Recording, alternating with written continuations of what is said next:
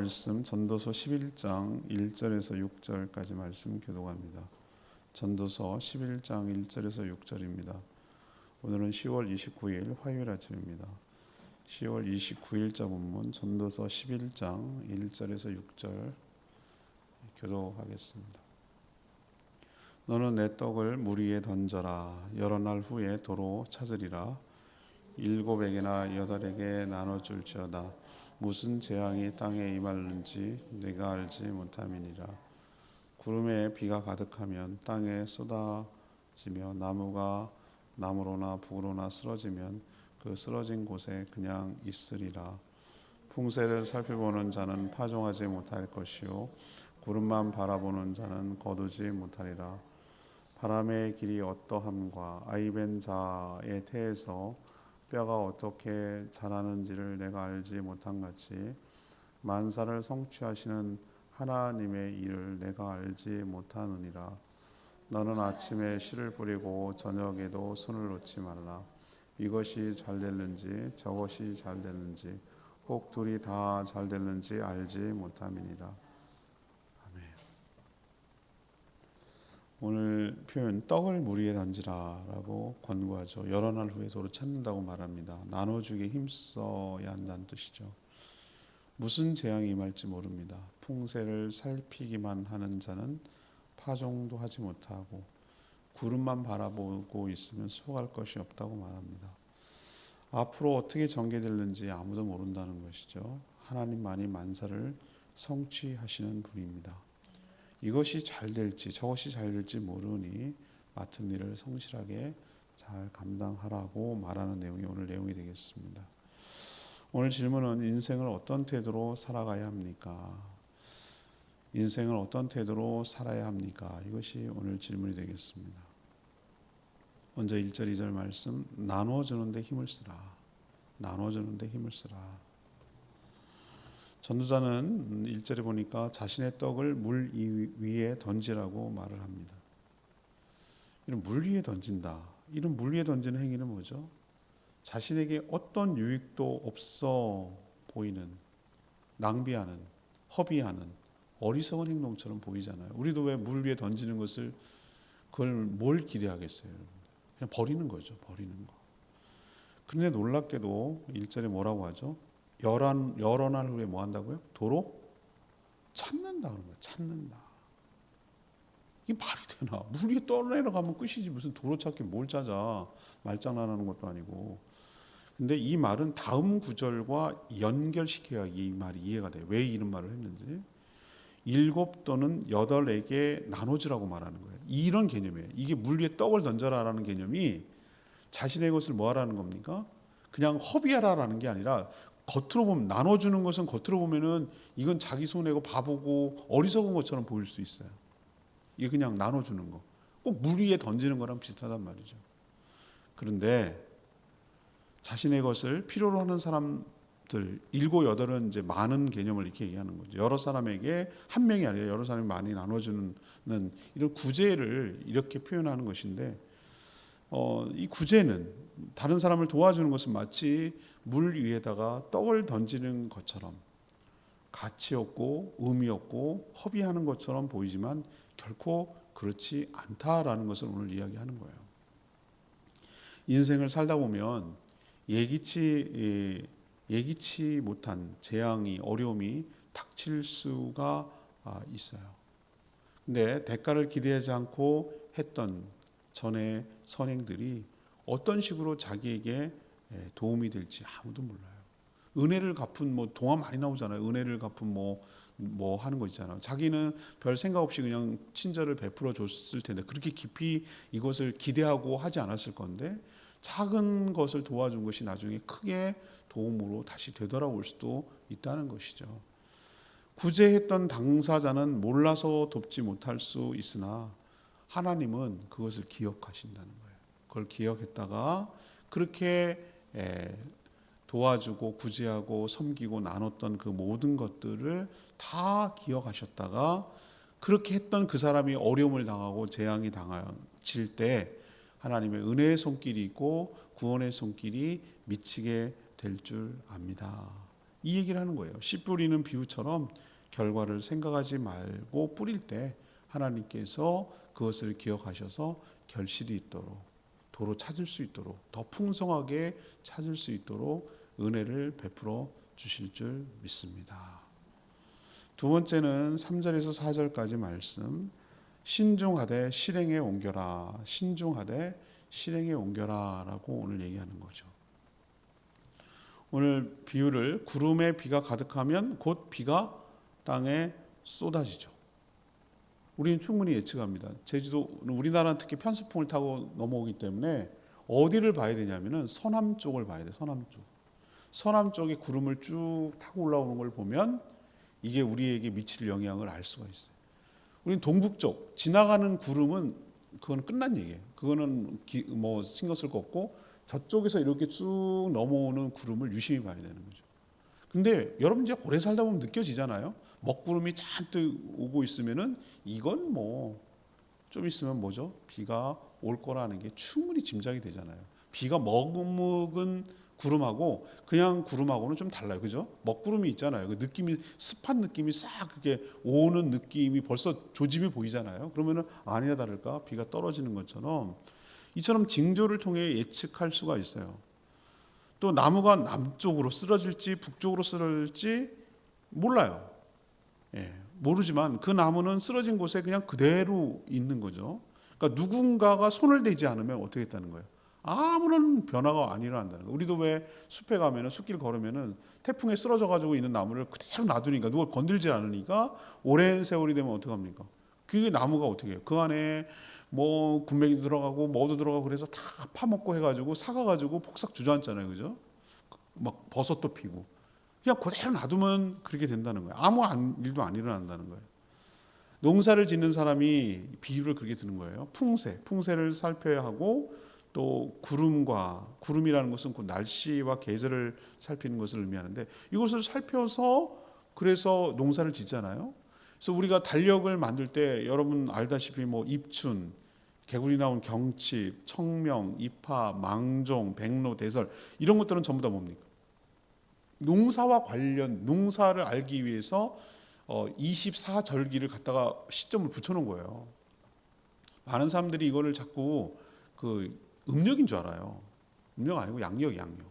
태양의 주기에 따라서 요쯤 되면은 이런 개구리가 깨어나고 요쯤 되면은 이슬이 맺히고 요쯤 되면은 큰 눈이 내리고 이런 식으로 오랜 추측과 관찰 끝에 명칭을 해놓은 거예요.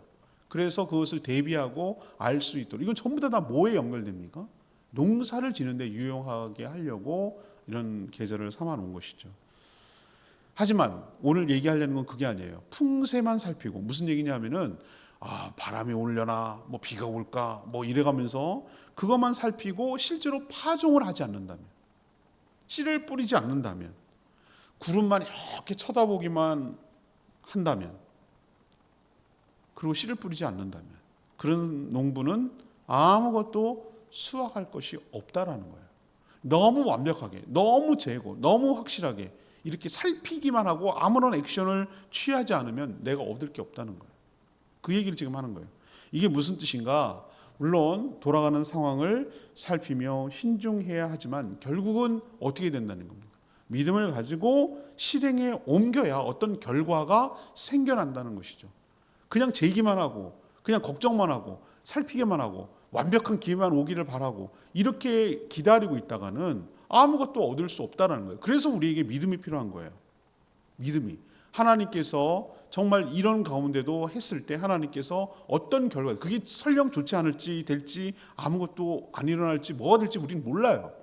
그렇지만 하나님께서 그 가운데도 어떤 의미를 주시고 어떤 결실을 주시고 어떤 것을 우리에게 주실 거라는 믿음을 가지고 하나님을 믿음을 가지고 이제 때가 되면 믿음을 가지고 실행에 옮겨야 그 다음 결과가 온다는 거예요. 있을 수 있다는 거예요. 그런데 완벽하게 다 준비되고 다 갖춰놓고 시작하려고 그러면은 아무 일도 안 일어난다는 거예요.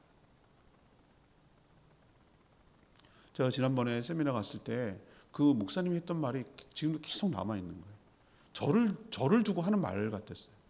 저는 너무 딱 떨어져야 되고 완벽해야 되고 어떤 뭐 그게 딱 분명하게 보여야 이렇게 하려고 하는 성향이 강하거든요. 근데 그분은 이 교회 예산을 세울 때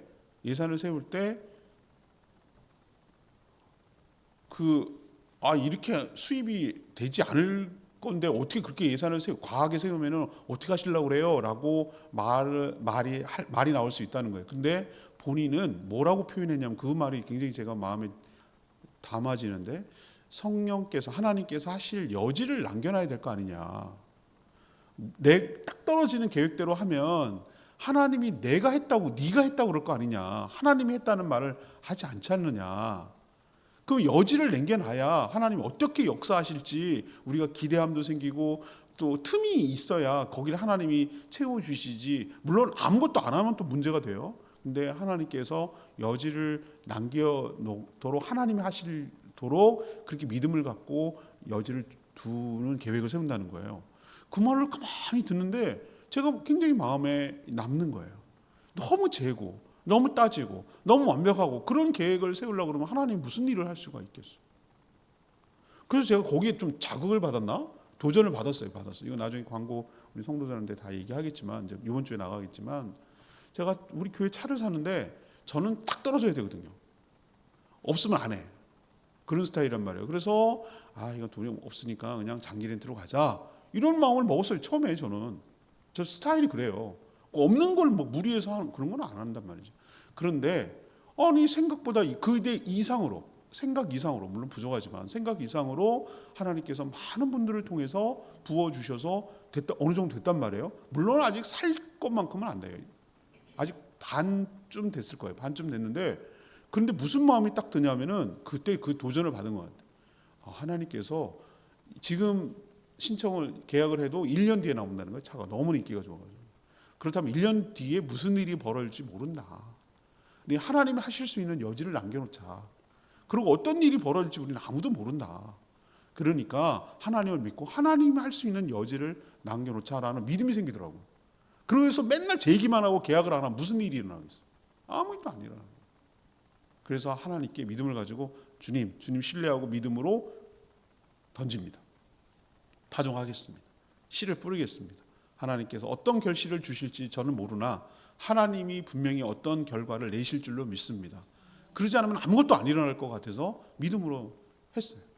그리고 이제 기다리는 거죠. 하나님께서 어떻게 될는지, 이게 이렇게 될는지 저렇게 될는지 아무것도 모르고 살피기만 하고 행하지 않으면 아무것도 안 일어난다. 그 얘기를 오늘 풍세만 살피고 구름만 살피고 파종하지 않는 농부는 아무것도 거둘 것이 없다라는 얘기로 받아들였어요. 그럼 우리도 전도할 때도 마찬가지, 어떤 일을 할 때도 마찬가지, 너무 신중하지 돌다리만 두들기고 있어. 물론 돌다리를 두들지도 않고 가다가 너무 빠질 수도 있지만 두들기기만 하고 있으면 돌다리를 어떻게 건너가냐 이 말이죠. 두들겼으면 됐다라고 믿음이 되면 건너가야 다음을 건너갈 수 있는 거잖아요. 우리에게 오늘 말씀을 통해서 지혜를 주고 있는 말씀이라고 생각이 됩니다. 세 번째는 5절 6절 말씀, 하나님을 믿고 성실하라는 것이죠. 하나님을 믿고 성실해라. 바람이 어디로 갔다가 어디로 부는지 모르죠. 마찬가지로 태중의 아기가 어떻게 만들어져 가는지 우리는 알 수 없어요. 신비죠. 신비함이에요. 생명은 신비함이에요. 세상에는 인간들이 알 수 없는 것이 아는 것보다 훨씬 더 많아요. 사람은 이미 있던 것을 깨닫고 알 뿐이에요. 진짜 겸손한 과학자는 자기가 발명하고 발견했다고 말하지 않아요. 하나님의 은혜로, 진짜로 하나님을 믿는 신앙인은 하나님의 은혜로 그것을 내가 몰랐던 것을 알게 됐을 뿐이라고 얘기하는 거지, 이미 있었던 거예요. 이미 있었던 것은 자기가 그것을 깨닫고 알게 됐다는 것 뿐이죠. 그것도 하나님이 보여주시고 알려주신 것만 알 수 있어요. 또 인생도 세상도 어떻게 전개될지 아무도 몰라요. 그것은 어떤 일이 성취되는 것은 그 누구의 주관입니까? 하나님의 주관이고 하나님의 영역이에요. 그럼 사람은 어떻게 살아야 될까? 어차피 하나님이 다 아시니, 하나님이 다 아실 것이니 난 아무것도 하지 않고 그냥 있으면 되는 건가? 그건 아니란 말이에요. 그건 아니에요. 자신이 해야 할 일은 해야 돼요. 그러나 그 결과는 하나님께 맡겨야 돼요. 또 그 주신 결과도 내가 하나님의 뜻인 줄 알고 수용해야 돼요. 이런 자세가 우리에게 필요한 것이죠. 내가 한 일들이 어떻게 될지 모른다는 이유로 아무것도 하지 않으면 아무 일도 안 일어난다니까요. 합력하여 선을 이루시는 하나님을 신뢰해야 돼요.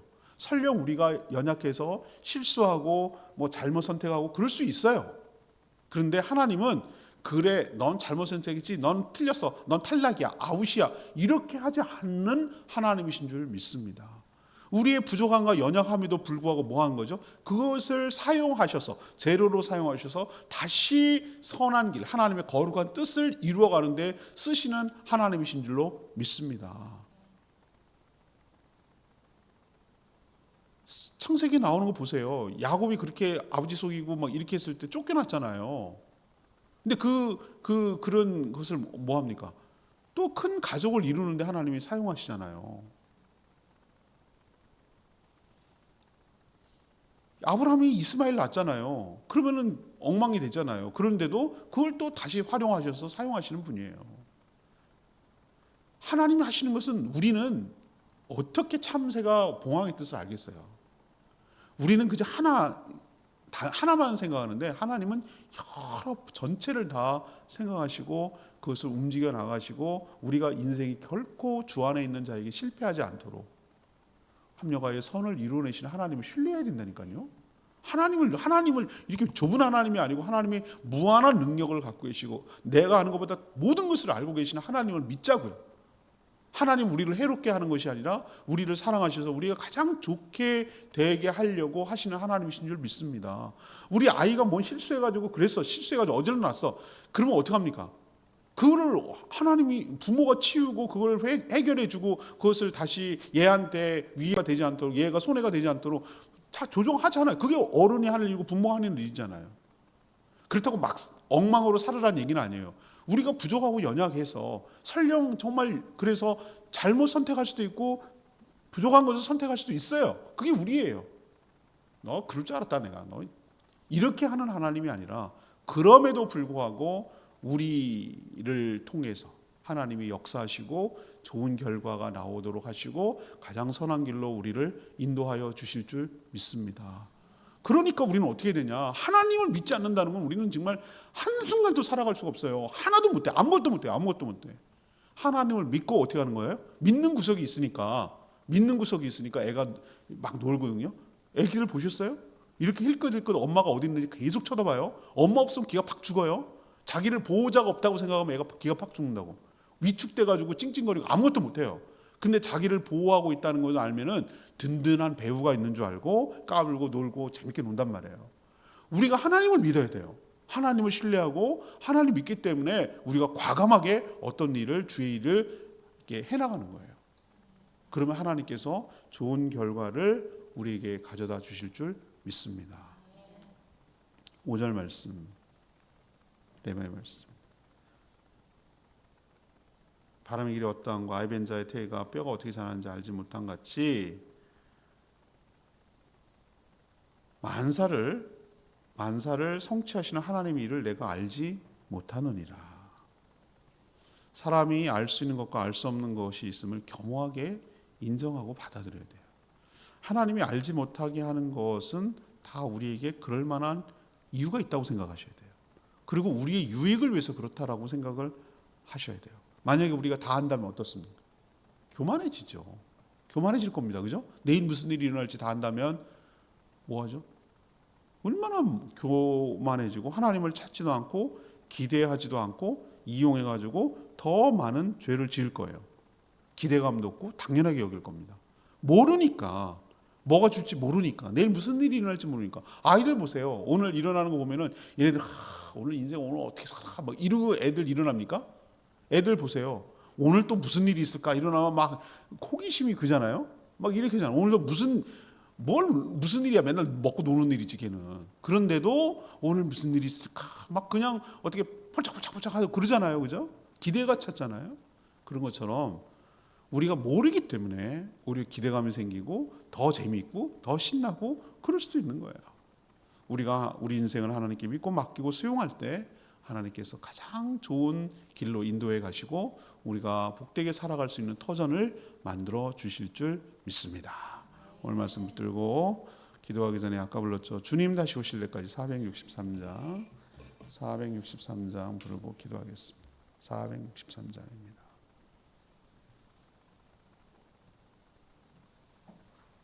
주님 다시 오실 때까지 찬양합니다.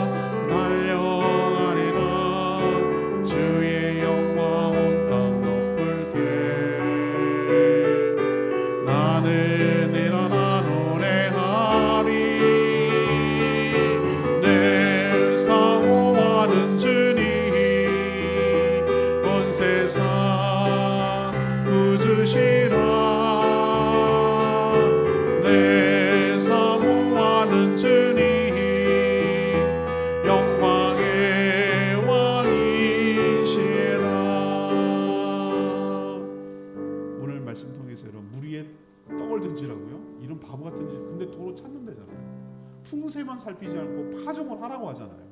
하나님께서 놀라운 역사를 일으킨다고. 믿음을 가지고 행하지 않으면 우리는 아무것도 일어나지 않습니다. 주여, 주를 신뢰함으로 믿음으로 행하게 하여 주시고 한 발 한 발 믿음을 주님 손 붙들고 나가게 해달라고 주여 외치며 기도하겠습니다. 주여 하나님, 주님 다시 오실 때까지 나는 이 길을 가리라.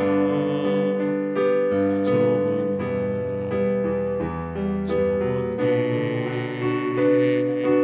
나의 십자가 지고 나의 가는 이 길 끝에서 나는 주님을 보리라. 영광의 내 주님 나를 받아주시네. 주님 다시 오실 때까지 나는 일어나 달려가리라. 주의 영광 온 땅 덮을 때 나는 일어나 노래하리. 내 사모하는 주님 온 세상 부주시라. 내 사모하는 주님 영광의 왕이시라.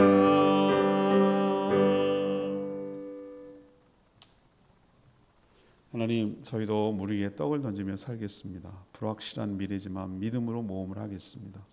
구제에 힘쓰게 하여 주시옵소서. 재앙의 날에 어떻게 도움이 될지 모르니 기회가 있을 때마다 나누며 살게 하여 주시옵소서. 세상이 돌아가는 것을 잘 살펴야 하지만 살피기만 하고 너무 신중해서 아무것도 하지 않는다면 아무것도 얻을 것이 없음을 깨닫게 하여 주시옵소서. 하나님께서 어떻게 역사하며 성취하실지 모르나 믿음으로 실행에 옮기게 하여 주시옵소서. 합력하여 선을 이루시는 하나님을 믿고 성실하게 감당하게 하여 주시고 때를 따라 돕는 은혜를 베풀어 주시옵소서. 오늘도 간구하는 기도 주님께서 들어주시고 주님과 동행하는 복된 하루 살아가게 하여 주시옵소서. 주님 손에 모든 것 맡기옵고 예수 그리스도의 이름으로 축복하며 기도합니다. 아멘. 오늘 하루도 주의 은혜 가운데 살기를 축복합니다. 조금 후에 독수리 학교 아이들이 와서 제주에 대한 특강을 들을 예정이고요. 저는 점심 먹고 이 아이들 데리고 인솔에서 하루 종일 비전 트립하고 또 저녁 때는 가정교회 지역 모임 온누리교회에서 할 예정입니다. 이 모든 일을 위해서 기도해 주시기를 바랍니다. 기도하고 시작하겠습니다.